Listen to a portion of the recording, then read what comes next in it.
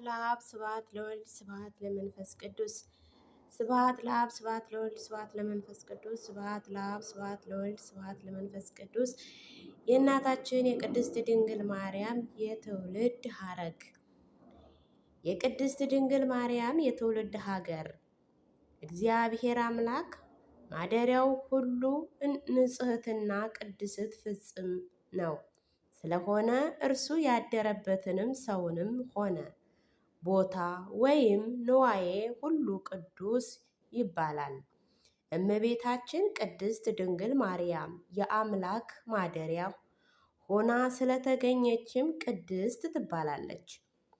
የተገኘችውም ከእግዚአብሔር ካደረባትም ቅዱሳን ስለሆነውም ጭምርም ቅድስት ትባላለች።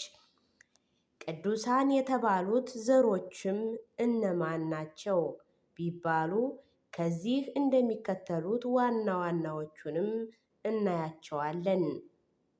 አንደኛ አዳም፣ ሴት፣ ኖህ፣ ሄም፣ አብርሃም፣ ይስሐቅ፣ ያዕቆብ፣ ይሁዳና ሌዊ፣ ዳዊት፣ ሰለሞን፣ ጼጥርቃና ቴክታ፣ ኢያቄም፣ ወሐና፣ ድንግል ማርያም፣ ኢየሱስ ክርስቶስ። ሀ አብርሃም። አባታችን አብርሃም ቅዱስ የእግዚአብሔር ሰው ነበረ። እግዚአብሔርም አምላክ አስቀድሞ ቃል ገባለት ወይም የመረቀውንም ሰው ነው። ዘርህንም እንደ ሰማይ ከዋክብት በባህርም ዳርም እንዳለ አሸዋ አበዛልሃለሁ ብሎ እግዚአብሔር ቃል ኪዳን የሰጠው ጻድቅ ሰው።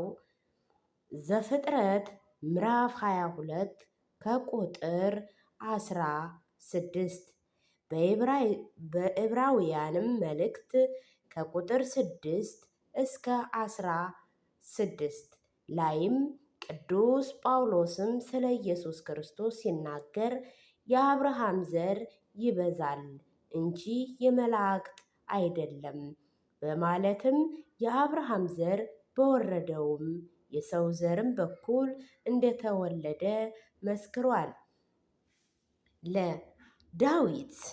ዳዊት ወንጌሉ ቅዱስ ማቴዎስም የኢየሱስ ክርስቶስ የትውልድ ሐረግም በጻፈበትም በምዕራፍ 6 ላይም ዳዊት ልጄ የአብርሃም ልጅ የኢየሱስ ክርስቶስ የትውልድ መጽሐፍ ብሎ ይጀምራል። ስለ ቅዱሱ ዳዊት እግዚአብሔር ሲመሰክርለትም እንደ ልቤ የሆነ ሰው ፈቃዴንም ሁሉ የሚያደርግልኝ የእሴይን ልጅም ዳዊትን አገኘሁ። የሐዋርያት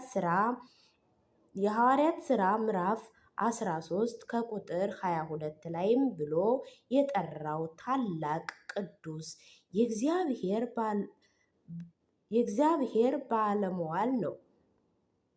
አመርኋ ኢያቄምና ሐና የቅድስት ድንግል ማርያም አባትና እናት ናቸው። እነዚህም ባልና ሚስት የሕይወታቸውንም በተቀደሰ ኑሮ እየመሩ በኢየሩሳሌም አካባቢ ይኖሩ ነበሩ ሰዎች ናቸው። ሕይወታቸው በእግዚአብሔር የሚመራ ቅዱሳን ቢሆኑም ልጅ አልነበራቸውም። በዚህም ምክንያት በተለይ ቅድስት ሐና ከጎረቤቶቿና ከአካባቢው ሴቶችም ሽሙጥና መገለልንም ይደርስባት ነበር። ይህም በዚህ ጊዜ ያልወለደች ሴት እንደ ኃጢአተኛ ትቆጠር ስለነበረ ነው። በዚህም የተነሳ ቅድስት ሐና ዘወትር ወደ ፈጣሪዋ ልጅ ይሰጣት ዘንድም ትጸልይ ነበር። ብፁዓትም ወይም ስዕለትንም ገብታ አምላኳን ተማጸነች። ብፅዓቷንም ወንድ ልጅም ከሰጣት ካህን ቀዳሽ የእግዚአብሔር ቤት አገልጋይ እንዲሆንም ሴትም ብትሆን ውሃ ቀድታ ፈትል ፈትላ ቤተ እግዚአብሔርን እንድታገለግል ለቤተ መቅደስህ ልትሰጥም ነበር። የሰዎችን ልመና የማይንቅ እግዚአብሔርም ልመናዋን ሰማ፣ ልጅም ጸነሰች። ይህንንም የሆነው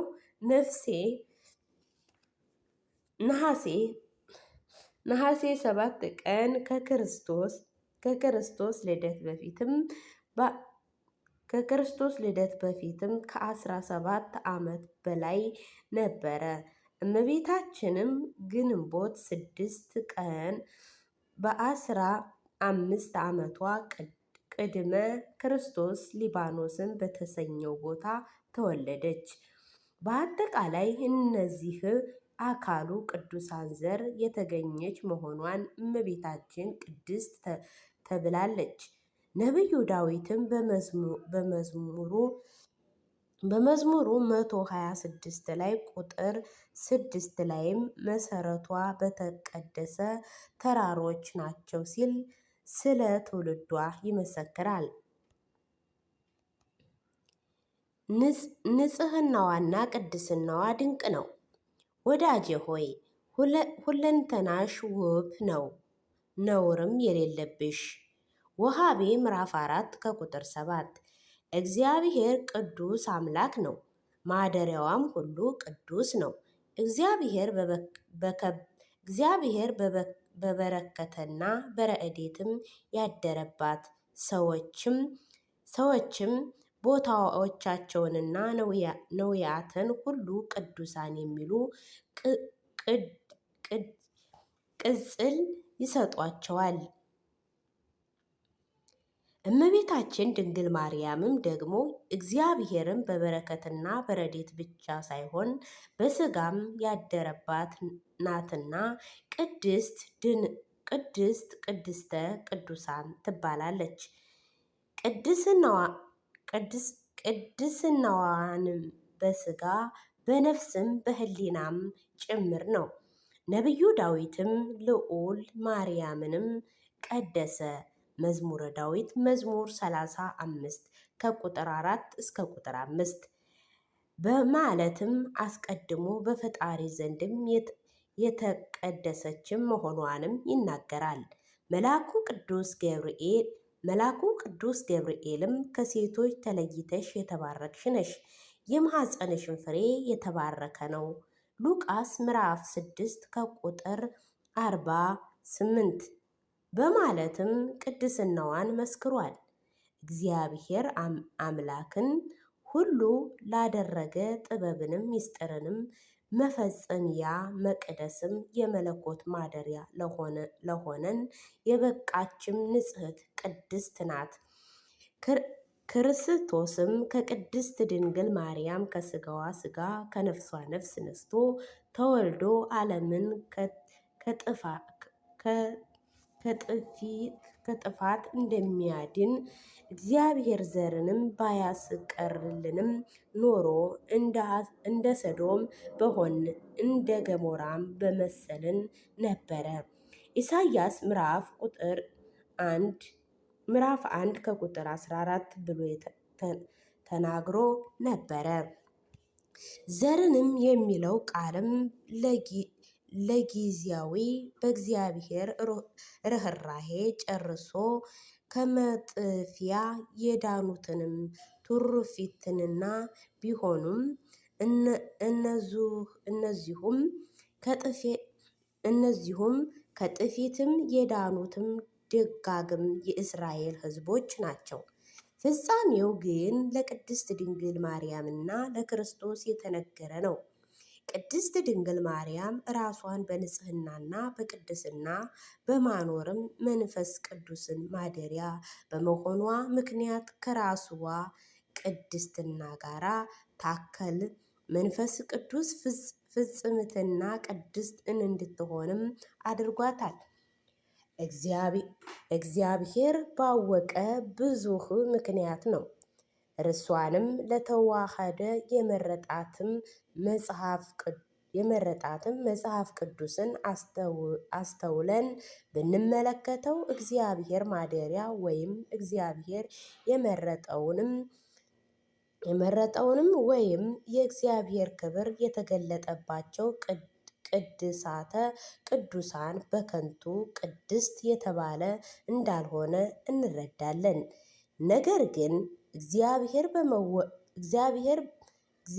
በመውደዱ እርሱ ደስ የሚያሰኘውን ስራ በመስራትም ራሳችንንም ከዓለም ጉድፈትም በመጠበቅ በትልቅ ተጋድሎም እንደሆነ የታወቀ ነው።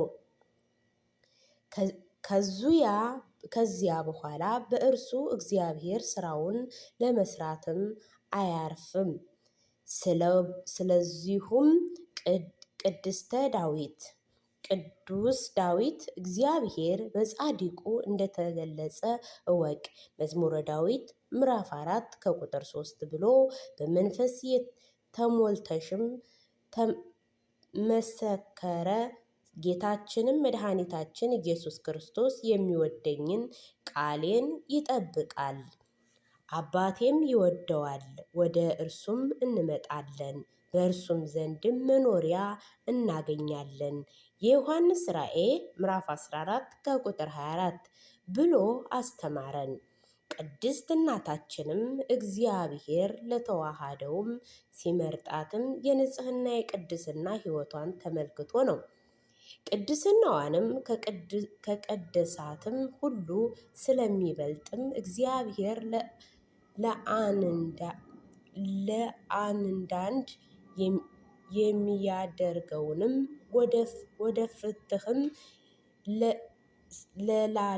ላለች የሚያደርገውንም ስራ በእርሷ ለመስራት የፈቀደ እኛንም ኦርቶዶክሳውያንንም የቅድስት ድንግል ማርያም ንጽህና እንዲሁም በማለት እንመሰክራለን።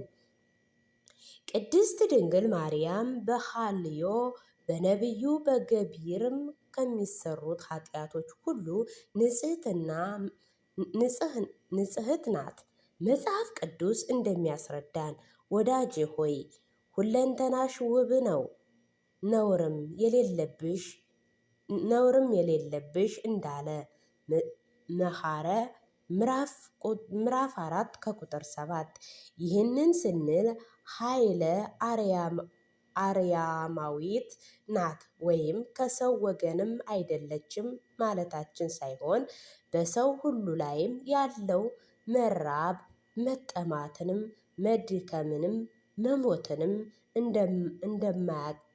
እንደማንኛውም ሰው የሚስማማትን ቢሆን ነገር ግን ከኃጢአት ሁሉ ራሷንም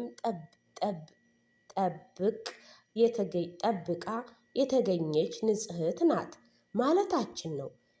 በዚሁም ምክንያት ነው ቅዱሳን አባቶቻችን ከኃጢአት በቀረ ክርስቶስን የሰውንም ባህሪ በባህሪው አደረገ ብሎ ማስተማራችን ራሱ ጌታችን ከቅድስት ድንግል ማርያም በነሳው ሥጋና ነፍስ ተርቧል፣ ደክሟልም፣ መከራንም ተቀብሏል፣ ሞቷልም። ራሱንም የሰውን ልጅ ብሎ መጥራቱ የሰውን ባህሪነትንም ገንዘብም እንዳደረገ ለማጠየቀን ነው። የዮሐንስ ራእይ ከምዕራፍ 3 ከቁጥር 14 እስከ ቁጥር 15 እግዚአብሔር አምላክ ሰውን ሆኖ ሰው ሉቤዢ በፈለገ ጊዜ በቅድስና በንጽህና በታማኝነትም በትህትና እግዚአብሔርን ተስፊ በማድረግና በፍቅር በመመላለስም የመልካም ነገር ሁሉ ግምጃ ቤትም በመሆን እንደ ቅድስት ድንግል ማርያም ላለ ሴት አላገኘም ነበር። እንዲሁም ስለሆነ አንቺ ከሴቶች መካከል የተባረክሽ ነሽ። ሉቃስ ምዕራፍ 1 ከቁጥር 28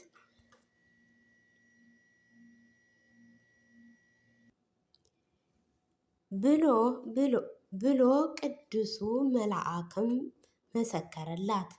ሲራክም ብቻዬንም በአድማስም ዝርጉ በውቅያኖስም ዝርጉ በባህርም ማዕበል መካከል ተመላለስኩ። ከብዙም በኋላ እረፍትንም ፈለግሁ።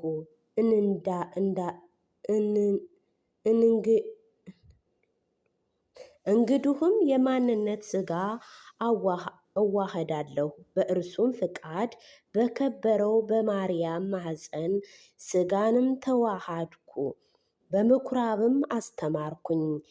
መጽሐፈ ሲራክ ከምዕራፍ 24 ከቁጥር 1 እስከ ቁጥር 10 ብሎ አባ አርያቆስም በቅዳሴውም እግዚአብሔር አብ በሰማይ ሆኖ ምስራቅና ምዕራብንም ሰሜንና ደቡብን ዳርቻውን ሁሉ በእውቀትም ተመለከተ፣ ተነፈሰ፣ አሸተተም። እንደ አንቺ ያለ አላገኘውም።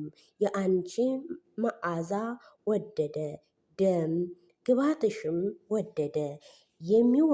የሚወደውንም ልጁንም ወደ አንቺ ሰደደ ብሎ ከፍጥረታት ሁሉ በቅድስና የሚስተካከላት እንደሌለ መስክሯል።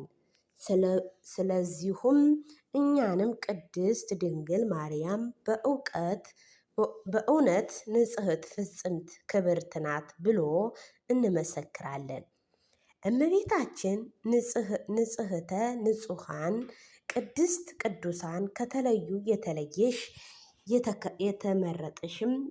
የተመረጠችም መትሐተ ፈጣሪ መልእተ ፍጡራን ከፈጣሪ በታች ከፍጡራን በላይ የተባለችውንም የምትመሰገን ድንቅ ንጽሕትና ቅድስት አላት። የወላዲተ አምላክ ንጽሕናና ቅድስና ልዩ ነው። ከቅዱሳን ክብርም የማርያም ክብር ይበልጣል። የአብንም ቃልም ለመቀበልም በተገባ ተገኝታለችና። መላእክትም የሚፈሩትን ትጉሃን በሰማይ የሚያመሰግኑትን ድንግል ማርያም በማኅፀኗ ተሸከመችው። ይህች ከኪሩቤል ትበልጣለች፣ ከሱራፌልም ትበልጣለች፣ ከሦስቱ አካል ለአንዱ ማደሪያ ሆናለችና እያሉ ሊቃውንትም ያመሰግኗታል። ድንቅ ከሆነ ቅድስና ዋና ንጽሕናዋን የተነሳ ነው። ውዳሴ ማርያም ዘሮቡ ራእየ ምዕራፍ 4 ላይ ከቁጥር 7 እስከ ቁጥር 9 ኢትዮጵያዊ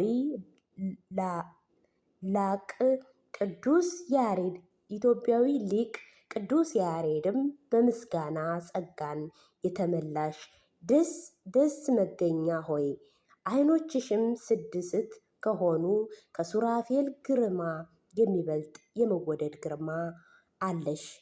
እነዚህም የፊታቸውንም ይሸፍናሉ፣ ከልጅሽም መለኮትም ከሚወጣውም እሳት ይድኑ ዘንድ። አንቺ ግን ለመለኮት ማደሪያ ሆንሽ፣ የመለኮት ባሕርያውን አላቃጠለሽም፣ የእሳት ነበልባልም ተሸክመሽም በማለትም ንጽሕናዋን ከመላእክትም ንጽሕና ጋር እያነጻጸረ እጹብ ድንቅ እያለ አመስግኗታል። እመቤታችን ቅድስት እና ንጽሕት በቅዱሳን አንደበት ሲመሰገን ድንቅ ነው። መልአኩ ቅዱስ ገብርኤልም ምልዕተ ጸጋ ቅድስት ኤልሳቤጥንም የጌታዬ እናት እያለ ያመሰግናት ምስጋና ድንቅ ነው። ከሰው ወገን እንዲህ ያለውንም ምስጋና የተቀበለ የለምና እግዚአብሔር እናቱን የቅድስት ድንግል ማርያም የንጽሕናዋን የቅድስናዋን ድንቅነትንም ሊቁ ቅዱስ ኤፍሬምም ሶርያዊ ከቅዱሳን ሁሉ ክብር ይልቅ የማርያም ክብር ይበልጣል ሲልም በብዙ ምሳሌ ያመሰገነ ሊቁ አባ አርያቆስም በቅዳሴው በምን ልመስልሽ በማለትም ምሳሌ የተጣላት ድንቅ ንጽሕና ቅድስት ያላት መሆኗንም መስክሯል። የንጽሕናዋን የቅድስናዋን ምስክርም ስሟ ድንቅ ነው። ማርያም ማለት በዕብራይስጥም ቋንቋ ፍጽምት ማለት ነው።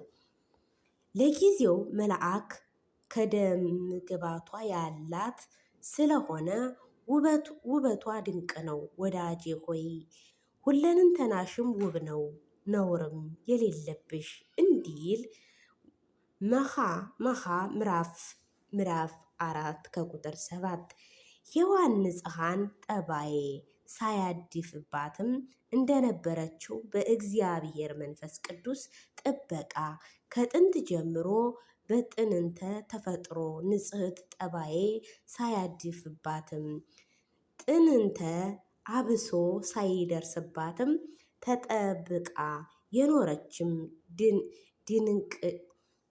ድንቅ ናት። ነቢዩ ንጉሡ ውበትሽን ወደደ ያለበትም ምክንያቱ ከዚሁ ድንቅ ንጽሕናዋ የተነሳ አይደለንም? ከአካላዊ ውበቷ ይልቅ ውስጣዊ ንጽሕናዋ፣ ቅድስናዋ ምን ይደንቅ! የእመቤታችን ቅድስናና ንጽሕና አፍአዊ ብቻ አይደለም። ንጉሡ እግዚአብሔር የወደደውን ውበት እመቤታችንንም ድንቅ የሚያሰኛት ሌላ እለ ንጽሕ ሥጋ፣ ንጽሕ ልቦና፣ ንጽሕ ነፍስ አስተባብሯል።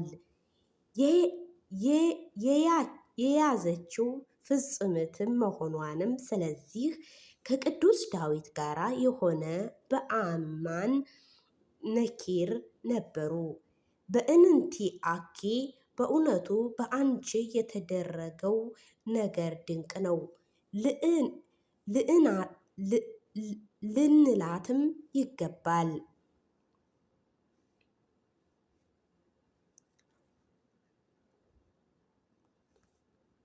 እመቤታችን የአዳም መርገም ጥንተ አብሶ የለባትም።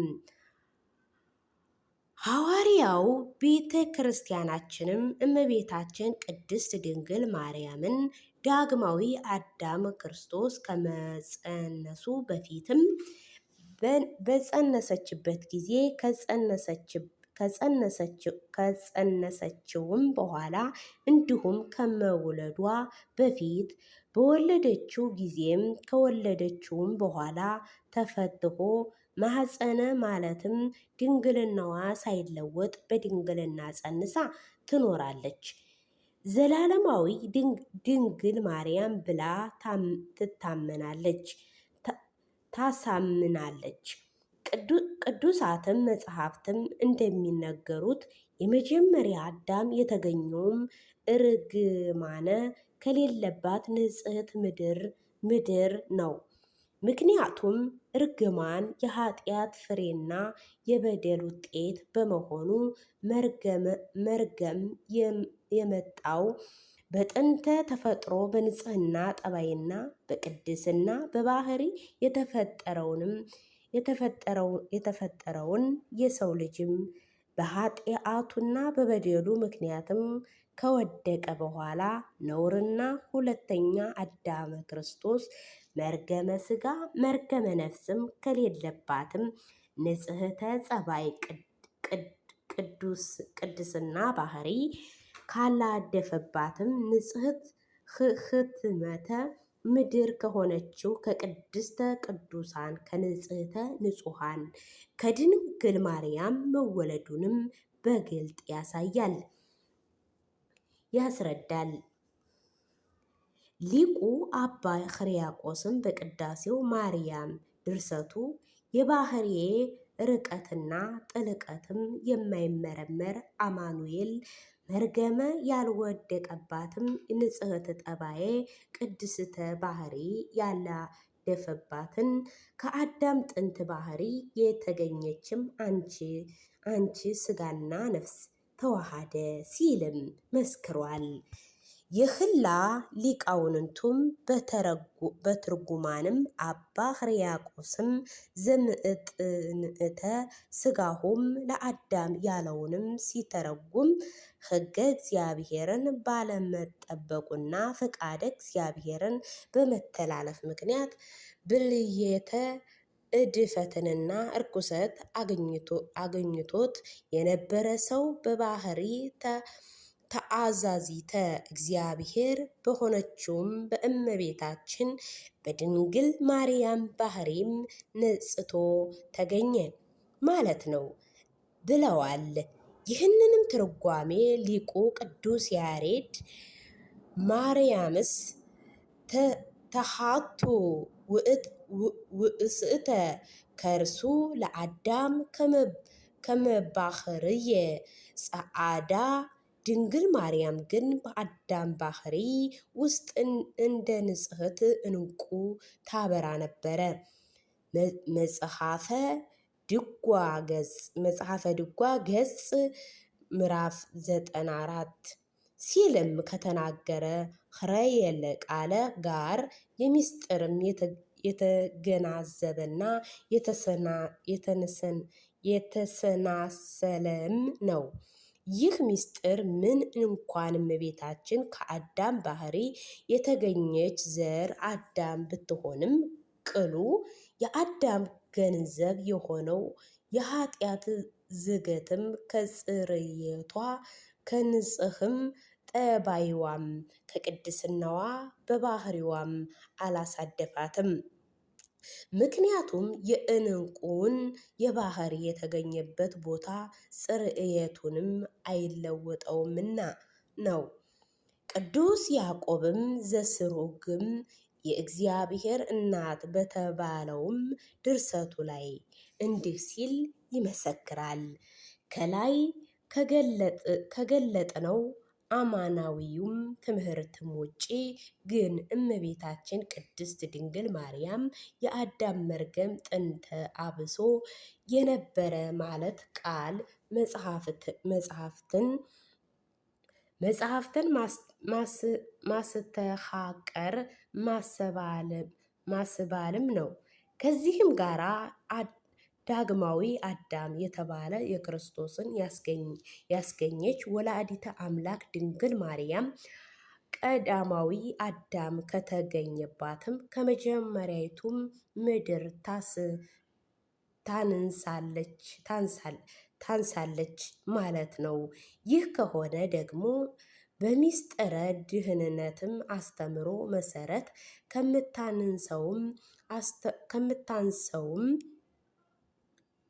ከምታንሰውም ምድርም ከድንግል ማርያም የተወለደች ሁለተኛ አዳም ክርስቶስ ከምትበልጠውም ምድርም ከመጀመሪያይቱ ምድር የተገኘው ፊተኛውም አዳምንም እንደምን አድርጎ ማዳንን ማክበርንም ይቻለዋል።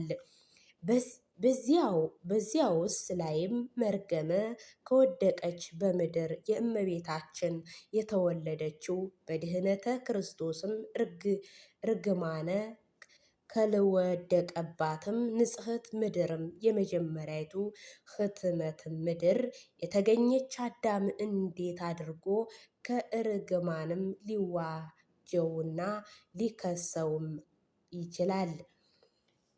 እኛስ በመልአኩ ብስራትም በቅዱስ ገብርኤል አንደበት ስለዚህ አንቺን የሚወልዱ ቅዱሱ የእግዚአብሔር ልጅ ይባላል ሉቃስ ምዕራፍ 1 ከቁጥር 35 ተብሎ የተሰበከልንን እንዲሁም ከሳቴ ምስጢርንም የሆነ ማህያዊ መንፈስ ቅዱስንም በቅድስት ኤልሳቤጥ ላይ አድሮ አንቺ ከሴቶች መካከል የተለየሽ የተባረክሽ ነሽ ሉቃስ ምዕራፍ 1 ከቁጥር 42 ማለትም መርገመ ሥጋ መርገመ ነፍስ የሌለብሽ በረከተ ሥጋ በረከተ ነፍስ ያላማለደሽ የምታሰጪ ነሽ። ዳግመኛም ፍሬ ማኅፀንሽ የሆነ መድኃኒታችን ኢየሱስ ክርስቶስ መርገመ ሥጋ መርገመ ነፍስ የሚያርቅ በረከት ሥጋንና በረከት ነፍስን የሚያድንልን ብሩክ አምላክ ነው በማለትም ይህንን አማናዊ ምስጢርን መሰረት እመቤታችን ቅድስት ድንግል ማርያም ንጽሕትም ፍጽምትም ቅድስት ሕትመትም ምድር እንላታለን። ዳግመኛም ከእርሷ በባህሪ የተገኘውንና የተወለደውን መሲሁ ክርስቶስን ደግሞ ንጹሕ ፍጹም ቅዱስ ክብርና ኃያል ብሩህ አምላክ ብለን እናመሰግነዋለን። የቤተ ክርስቲያናችንን መጽሐፍትንም እንዲህ እያሉ የድንግልን ንጽሕና ይመሰክራሉ። የሰራዊት ጌታ አሸናፊ እግዚአብሔር ዘርን ባያስቀረን ኑሮ እንደ ሰዶም እንሆን እንደ ገሞራን በመሰልን ነበር። ኢሳይያስ ምዕራፍ 1 ቁጥር 9 ላይ አባ ጽጌ ድንግልን በማኅሌተ ጽጌ ገጹ 608 ላይ ቤዛዊተ ዓለም ድንግል ማርያም ሆይ እንሆን ልዑሉ ለባሕሪ እግዚአብሔር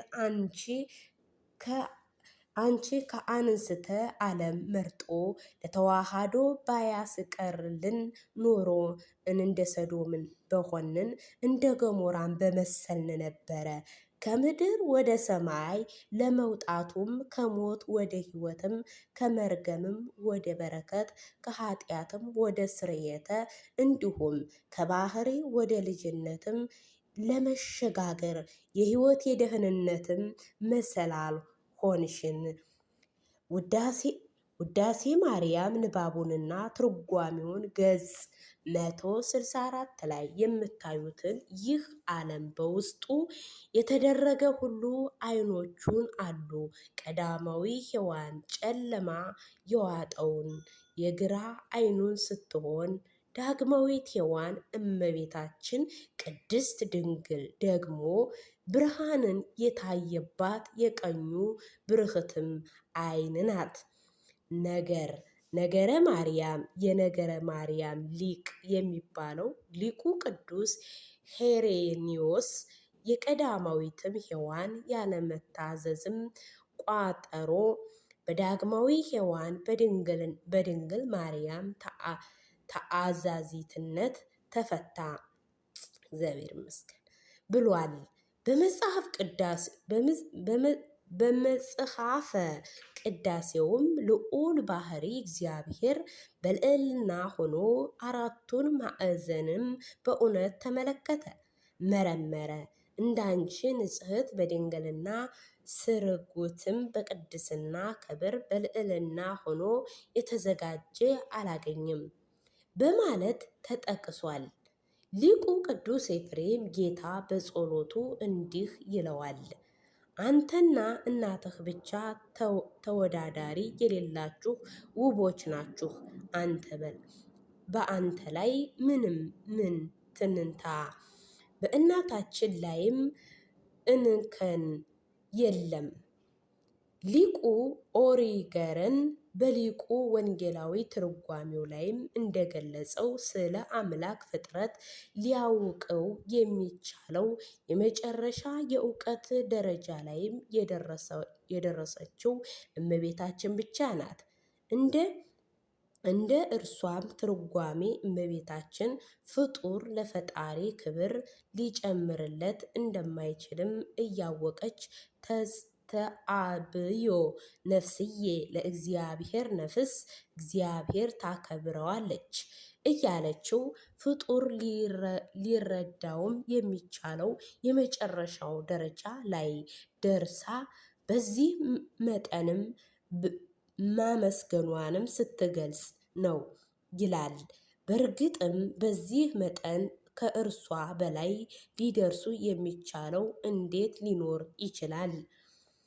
በመሆኑም በሴት ቀዳማዊት ሔዋን ምክንያት የመጣውን ድቅተ ኃጢአትን መርገመ በሴት በዳግማዊት ሔዋን በድንግል ማርያም አማካኝነት ተሽሯል፣ ተደምስሷል። ይህም ማለት ቀዳማዊት ሔዋን ለአዳም የሰጠችው ያበላችው የዕፀ በለስ ፍሬ በመላው ሰውም ዘር ላይም መርገምንና ሞትን አስከትሏል። በአንጻሩ ደግሞ ዳግማዊት ሔዋን እመቤታችን የሰጠችን ፍሬ ማኅፀኗ ኢየሱስ ክርስቶስ ፍሬ ሕይወት፣ ፍሬ መድኃኒት፣ አንድም ዕፀ ሕይወት፣ ዕፀ መድኃኒት ሆነልን። ዳግማዊ ወላዲተ አምላክ ድንግል ማርያም ፍሬ ሕይወት የሆነ ጌታን ያፈራችው ዕፀ ማየ ሕይወት ጌታንም ያስገኘችም አዘቅተ ሕትመት የተዘጋጀች የታተመች የውሃ ጉድጓድ ስለሆነች ክብሯንና ምስጋናዋን እንዲሁ ልዩ ልዩ ነው የሚሉ እምነታችን ጽኑ ነው። አባታችን አባ ጊዮርጊስ ዘጋስጫም በአርጋኖ መጽሐፉ እንዲህ ሲል አደፈ ጉድፍ የሌለብሽ ንጽሕት ሆይ ያለ ኃጢአትም ጽርዕየ ያለ ርኩሰትም ቅድስት ሆይ የድንግልናሽን ምስጋና እጹብ ድንቅ ነው፣ የንጽሕናሽም ውዳሴ የተደነቀ ነው። ስለዚህም ከክብርሽም የገናንነትሽ ልንናገር ይገባል። በነቢዩ መጽሐፍትም ከዳዊት ዘር ከወገኖቹ ነገድም ከክርስቶስ እንዲወለድ ተጽፏል። እንኪያ በሄሮድስ ልጅም አላደረም፣ ከይሁዳም አለቆችም በአንድ ልጁም ነገር ግን ከገሊላ ልጆችም ለእናታችን የምትበቃ አላገኝም። ስለዚህም ድንግል ሆይ አንቺን በትሕትና በድንግልና ተጠብቀሽ የምትኖሪቱን ብላቴና ወደደ። ለመንፈስ ቅዱስ ማደሪያ የሚሆነውን አዳራሽም ንጹሕ ሥጋሽንም አገኘ። አንድ ሰዓትም እንኳን የድንግልናዋን መዝጊያ ያልተከፈተ ዘለዓለማዊ ተዘግቶ የሚኖር ደጅ የሕዝቅኤል የያት የምስራቅ ደጅ ከኃያላን ጌታ በቀረ በውስጧ የገባባት የለም። በመግባቱም በመውጣቱም አልተከፈተችም። የንጽሕናዋ ፍሬ የምታፈራ ድንግልናዋን አበባ የምታብብ ነባቢተ ገነት እሷን ለመክፈል ውሃ ለማጠጣትም የደከመ የለም። የመለኮት ምንጣፍም የተነጠፈባት የንጽሕና አዳራሽ የንጽሕና ሙሽራ ቤት እርኩሰት የሌለባት የመንፈስ ቅዱስ ሰርክ ቤት ከእሴይም ስር የተገኘች የወይን ሐረግ ከዳዊት ግንድ የበቀለች በትር ከእርሷም አበባ የወጣ ይሄው የቅዱሳን መዓዛ ኢየሱስ ክርስቶስ ነው። ሥላሴ መልአኩም ቅዱስ ገብርኤል እመቤታችን ማርያም ጸጋን የተሞላሽ ወይ ሲላትም ከጸጋዋ የጎደለባት አንዳችም እንኳን እንደሌለ እየነገረን አይደለም። የቀደመችው ሔዋን ከመርገመ ንጽሕ ሆና ተፈጥሮ ነበረና ድንግል የአዳም መርገም አለባት ሲሉ ለሔዋን የተሰጣት የንጽሕና ጸጋ የድንግል ግን ራቀ ለማለታቸው አይደለም። ዳግመኛስ ቀዳማዊት ሔዋን ከዳግማዊ ሔዋን ድንግል ማርያም በንጽሕና ትበልጣለችን ማለታቸው አይደለም። ወይንስ ድንግል ሆይ አንቺ ከሁሉም ትበልጫለሽ፣ ከፍጡራን ሁሉ በላይ ከፈጣሪ በታች አንቺ የሚስተካከል የለም ብሏታልና። ድንግልን የአዳም መርገመ ተላልፎባታል የሚለው ይህ መርገምም ያልተላለፈ ቅዱሳንም መላእክትም አሉና በንጽሕና ከቅድስት ድንግል ማርያም ይበልጣሉ የማለታቸው አይደለም። ወይንስ ምን ይሉ ዘንድም ይወዳሉ? የአዳም መርገም የለባትም ካልን የሰው ዘር አይደለችም ማለት ይሆንብናል ይላሉ። እንደምን የሰው ዘር አይደለችም ይሏታል? ሔዋን በጥንት ተፈጥሮዋ ይህ መርገም ደርሶባት ነበረ። እንግዲህስ ሔዋን ሰው አይደለችምን? አለበለዚያስ በአምላካችን በእግዚአብሔር ዘንድ አስቀድሞ ታስባ የነበረች እመቤታችን ከማኅፀን ጀምሮ በንጽሕና ሊጠብቃትም ይችላል አይቻለውምን?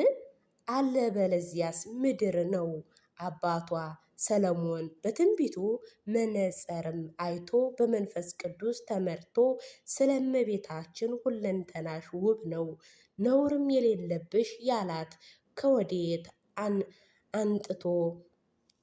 አንጥቶ እንንጥለዋን ወይንስ ድንግል ማርያም ሞትንም ቀምሳለችና የአዳም መርገም ደርሶባታል። ነገር ግን ወልድንም በጸነሰች ጊዜ መንፈስ ቅዱስም አነጻት የሚለው መናፍቃንንም አባቶቻችንም እርሷን ሞት ባሰቡ ጊዜ ሞትስ ለመዋዕይተ ይደሉ ጊዜ ሞትስ ለመዋዕት ይደልኡ ሞት ለማርያም የአጽብ ለኩ ባሉ ጊዜ ይዘለፏቸዋል። የእርሷ ሞት እንደ ሌሎቹ ሞት አይደለምና። ዳግመኛ እኒህ መናፍቃንም ስንፍናቸውንና እንገልጥ ዘንድም እንጠይቃቸዋለን። እንግዲህ ድንግል የሞተችው የአዳም መርገም ስለነበረባት ነው የምትሉ አስቀድማችሁ በወልድ ጽንሰት ጊዜ መንፈስ ቅዱስ አነጻት አላላችሁምን? መንፈስ ቅዱስ አነጻት ጸለየብሽም የሚለውን እንዲህ ከተረጎማችሁ እንግዲህስ ከአዳም መርገም ነጽታለችና እንደምን ልትሞት ቻለች? ስለምንስ እስካሁን በምድር ሥጋ አላገኛትም? እኛ ግን ሊቁ ቅዱስ ባሊዮስም በቅዳሴው ቅድመ ዓለም በህሊና አምላክ ታስባ በኖረች ንጽሕት በድንግልና ስርጉቱ በቅድስት ክብር በልዕልና ለሆነችው ለመለኮት ማደሪያ ለተመረጠችና ቀዳማዊትንም አምላክን ለወለደችውም ለእመቤታችን በእውነት ምስጋና ይገባታል እንዳለ በአምላክም ህሊና ታስባ ከሁሉ ኃጢአትም የተጠበቀች ድንግል ማርያም ብቻ ናት ብለን እናምናለን። ዳግማዊ ሊቁ ቅዱስ ያሬድም እንዳስተማረው ማርያም ተሃቱ ውስጠ ከርሱ ለአዳም ከመባህርየ ጸዓዳ ድንግል ማርያም ግን በአዳም ባህሪ ውስጥ እንደ ንጽሕት ዕንቁ ታበራ ነበር የሚለው ምን አለ እንታመናለን። በዚህም እመቤታችን የአዳም መርገምን ያልታለፈች ከመርገመ ሥጋ ከመርገመ ነፍስ የራቀች በረከተ ሥጋ በረከተ ነፍስ የምታሰጥ እንዲሆን እናምናለን። የተዋህዶ እምነታችን ይህ ነው። ስለ ንጽሕናዋ በስፋትም የተነተኑትንም የሊቃውንት ምስክርነት በርካታ የቤተ ክርስቲያን ቅዱሳን አባቶች ይህንን መጽሐፍ ቅዱስ ትምህርት አብነት በማድረግም ሰፋ አድርገው ስለ ንጽሕናዋ ስለ ቅድስናዋ ጽፈዋል። የተወሰኑትም እንደሚከተሉት እናቀርባለን። ቅዱስ አትናቴዎስም ንጽሕናዋን ያልተነካባት ድንግል የተከበረች የተቀደሰች ድንግል ሆይ በእውነት አንቺን ከማንኛውም ሌላ ታላቅነትንም የበለጠ ነሽ። ቃለ እግዚአብሔር ማደሪያ የሆነብሽ አንቺ ጋር ማን በእኩልነትም ይወዳደራል? ድንግል ሆይ ከፍጥረት ሁሉ አንቺ ከማንም ጋራ ላነጻጸርሽ በቃል ኪዳኑ ከኩሊም በላይ የኮንሽ ሁሉ በወርቅ ፈንታ ንጽሕትንም የተጎናጸፍሽ አንቺ እውነተኛ መና የያዘችው የወርቅ ሞሰብ ነሽ። ይኸውም መለኮት የተዋሃደብሽ ሥጋ ነው። ቅዱስ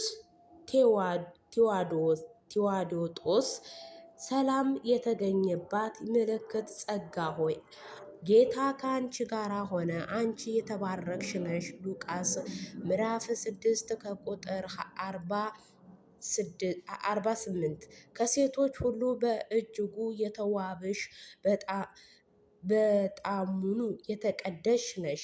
እግዚአብሔር ከአንቺ ጋር ነው። ከሁሉንም በላይ ቅድስት የሆንሽ ሆይ የተከበርሽ ጥሩ ነሽ። ጌታ ከአንቺ ጋር ሆነ። ውዳሴሽ የተገባሽ ሆይ የተወዳዳሪ የሌለሽ ከሞገስም በላይ የሆንሽ ሆይ ሁሉ የተትረፈረፈብሽ እግዚአብሔር ያከበረሽ ምስጋና ሁሉ ይገባሻል። ሉቃስ ምዕራፍ 6 ከቁጥር 59 እግዚአብሔር ማደሪያ መለኮትም የጠበቀሽ የተከበርሽ ሁሉ ነሽ።